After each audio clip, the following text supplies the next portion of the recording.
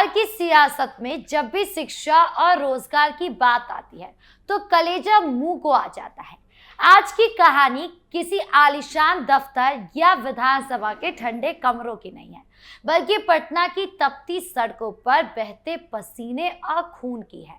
आज हम चर्चा कर रहे हैं बिहार के उन लाखों गुरुजी बनने का सपना देखने वाले युवाओं की, जो टीआरई 4 परीक्षा की वैतरणी पार करने के बाद भी न्याय की गुहार लगा रहे हैं। मुख्यमंत्री सम्राट चौधरी के नेतृत्व में नई सरकार एक्शन मोड में तो है, लेकिन क्या ये एक्शन अपराधियों के बजाय बेरोजगार युवाओं पर हो रहा है? जब सरकार बड़े मंचों से सुनहरे भविष्य का दावा करती है तो उम्मीदें आसमान छूने लगती हैं, लेकिन जब उन उम्मीदों को प्रशासनिक सख्ती का सामना करना पड़ जाए तो वो आक्रोश में भी बदल जाता है।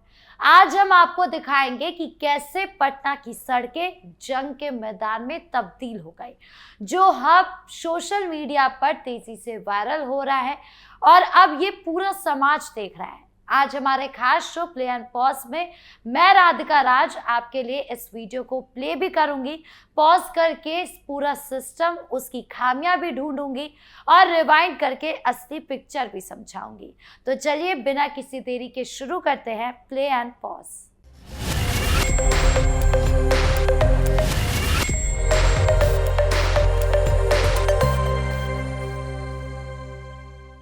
चलिए सबसे पहले इस वीडियो को प्ले करते हैं, जो पटना की सड़कों पर मचे उस हाहाकार की गवाही दे रहा है, जिसे देखकर किसी का भी दिल दहल जाए।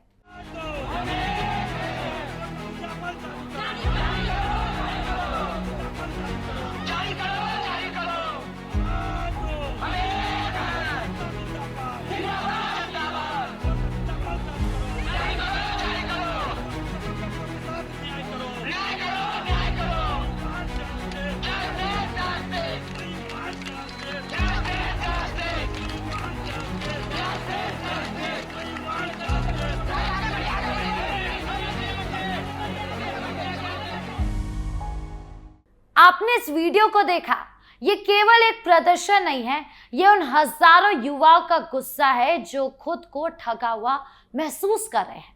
हाथों में अपनी डिग्री लेकर ये छात्र जेपी गोलबर्ग से डाक बंगला चौराहे तक सिर्फ अपना हक मांग रहे थे।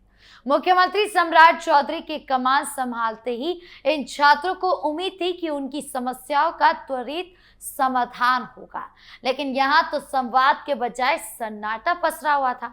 इन युवाओं का आरोप है कि टीआरई 4 की बहाली में सीटों की संख्या के साथ खेल किया जा रहा है और विज्ञापन में वो पारदर्शिता नहीं है जिसका वादा किया गया था। अब अगर हम इस वीडियो को पॉज करें तो इस तस्वीर के पीछे की बेबसी साफ नजर आती है। आखिर क्यों ये युवा अपनी जान जोखिम में डालकर पुलिस से भिड़ने के लिए मजबूर हो गए हैं? राजनीति और व्यवस्था का खेल इतना सीधा नहीं होता। इस पॉज बटन के पीछे छिपी हकीकत यह है कि बिहार में मध्यम वर्गीय परिवार यानी कि मिडिल क्लास के बच्चे सालों तक पटना के छोटे छोटे कमरों में रहकर तैयारी करते हैं। उनके माता पिता अपनी जमीन गिरवी रखकर पैसे भेजते हैं। जब भर्ती प्रक्रिया विवादों में फंसती है या विज्ञापन में पदों की संख्या अचानक कम कर दी जाती है, तो ये केवल समय की बर्बादी नहीं होती, बल्कि एक पूरे परिवार का आर्थिक और मानसिक पतन होता है। छात्रों का सबसे बड़ा आक्रोश बीपीएससी के उन नियमों को लेकर है जो खेल शुरू होने के बाद बदल दिए जाते हैं। क्या मुख्यमंत्री सम्राट चौधरी की नई टीम इन युवाओं के इस दर्द को महसूस कर पा रही है? अब कहानी को थोड़ा रिवाइंड करते हैं और देखते हैं कि ये नौबत आखिर आई कैसे। बिहार में शिक्षक बहाली का इतिहास हमेशा से विवादों और आंदोलन से भरा रहता है। टीआरई 1 से लेकर टीआरई 4 तक का सफर किसी रोलर कोस्टर राइड से कम नहीं रहा। हमने देखा कि कैसे पिछली परीक्षाओं में पेपर लीक और तकनीकी त्रुटियों ने छात्रों के भरोसे को तोड़ कर रख दिया। जब सम्राट चौधरी ने मुख्यमंत्री के रूप में बागडोर संभाली तो युवाओं को लगा कि अब सुपर फास्ट गवर्नेंस का दौर आएगा, लेकिन हकीकत में प्रशासनिक संवादहीनता ने छात्रों के मन में अविश्वास पैदा कर दिया। विपक्ष भी इस आग में घी डालने का काम कर रहा है, लेकिन बुनियादी सवाल वही है, क्या लोकतंत्र में अपनी जायज मांगों के लिए सड़क पर उतरना इतना बड़ा अपराध है कि प्रशासन को लाठियों का सहारा लेना पड़े? अब चलिए दूसरी पिक्चर की ओर बढ़ते हैं। वीडियो को फिर से प्ले करते हैं और देखते हैं कि इस बार जब लाठी चार्ज हुआ तो ये युवा अपनी मांग को लेकर सड़क पर तो उतरे थे, लेकिन उसके बाद क्या हुआ।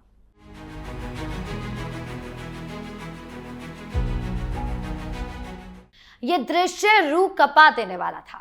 कहा तो इन हाथों में चौक और डस्टर होना चाहिए था और कहा इन पर पुलिस की लाठियां बरस रही है।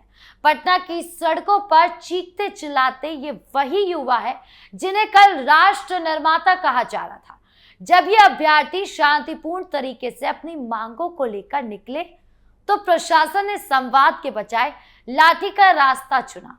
पुलिस की बर्बरता ऐसी कि सिर फूट रहे थे, कपड़े फट रहे थे और पैरों के नीचे युवाओं के सपने कुचले जा रहे थे। क्या लोकतंत्र में अपनी बात रखना इतना बड़ा गुनाह है? अब थोड़ा रिवाइंड करते हैं और देखते हैं कि ये नौबत आखिर आई कैसे। बिहार में शिक्षक बहाली हमेशा से एक पेचीदा मुद्दा रहा है। एक समय था जब सालों साल वैकेंसी नहीं आती थी। नीतीश कुमार ने सुशासन के दम पर सड़कों और बिजली के जाल को तो बिछाया, लेकिन रोजगार के मोर्चे पर सिस्टम हमेशा से सुस्ती रहा। जब बीपीएससी को जिम्मेदारी दी गई तो लगा कि अब सब ठीक हो जाएगा, लेकिन टीआरई 1 से लेकर टीआरई 4 तक हर बार कोई ना कोई विवाद खड़ा ही हुआ। कभी पेपर लीक की खबरें आई तो कभी रिजल्ट में गड़बड़ी आई। विपक्ष खासकर तेजस्वी यादव और कांग्रेस इस मौके को भुनाने में लगे हैं। वो कह रहे हैं कि ये सरकार युवा विरोधी है, लेकिन यहाँ सवाल किसी एक पार्टी का नहीं बल्कि उस सिस्टम का है जो 13 करोड़ की आबादी वाले प्रदेश में एक पारदर्शी भर्ती प्रक्रिया सुनिश्चित नहीं कर पा रहा है। युवाओं का गुस्सा जायज है क्योंकि उन्होंने अपना कीमती समय और माता पिता की गाड़ी कमाई इस परीक्षा में झोंक कर रख दी। जब आप उम्मीदें बहुत बड़ी देते हैं तो छोटी सी चूक भी ज्वालामुखी बनकर फट जाता है। पिक्चर का दूसरा पहलू देखिए, प्रशासन का तर्क। पुलिस का कहना है कि प्रदर्शनकारी प्रतिबंधित क्षेत्रों में घुसने की कोशिश कर रहे थे और स्थिति को नियंत्रण में रखने के लिए बल प्रयोग जरूरी था। लेकिन क्या सच में, क्या आंसू गैस और लाठियों के बिना इन युवाओं से बात नहीं की जा सकती थी? क्या शिक्षा विभाग के बड़े अधिकारी गांधी मैदान के बाहर आकर इन बच्चों की फाइलें नहीं देख सकते थे? सम्राट चौधरी और नीतीश कुमार की सरकार को यह समझना होगा कि एक्शन और स्पीड केवल अपराधियों के खिलाफ होनी चाहिए, बेरोजगारों के खिलाफ नहीं। आज बिहार की युवाओं के मन में एक गहरा अविश्वास घर कर गया है। उन्हें लगता है कि मेरिट से ज्यादा मैनेजमेंट काम कर रहा है। जब तक ये धारणा नहीं बदलेगी तब तक सड़कों पर लाठियां बरसती रहेगी। बिहार को बीमारू राज्य से बाहर निकालने का जो संकल्प पीएम मोदी और पूर्व नीतीश कुमार ने देखा था, उसकी सबसे बड़ी कड़ी ये युवा ही है।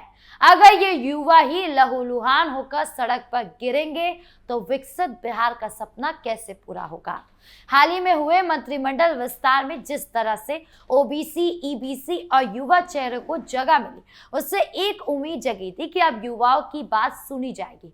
सम्राट चौधरी ने पद संभालते ही कहा था कि वो परफॉर्मेंस पर ध्यान देंगे, लेकिन क्या परफॉर्मेंस केवल फाइलों में दिखेगी या सड़कों पर न्याय के रूप में भी?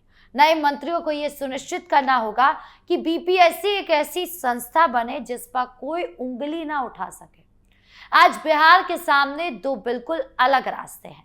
एक तरफ वो दौर है जिसे जंगल राज कहा जाता था, जहां नौकरियों की बोलियां लगती थी, और दूसरी तरफ ये दौर है जहां डिजिटल क्रांति और पारदर्शिता की बात होती है। लेकिन अगर पारदर्शिता के नाम पर युवाओं को लाठियां मिलेगी तो उनमें और पुराने दौर में क्या फर्क रह जाएगा?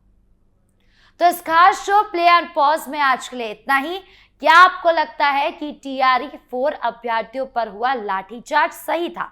क्या बीपीएससी को अपनी पूरी प्रक्रिया की नए सिरे से जांच करनी चाहिए? क्या फिर से ये सब केवल विपक्ष का फैलाया हुआ भ्रम है?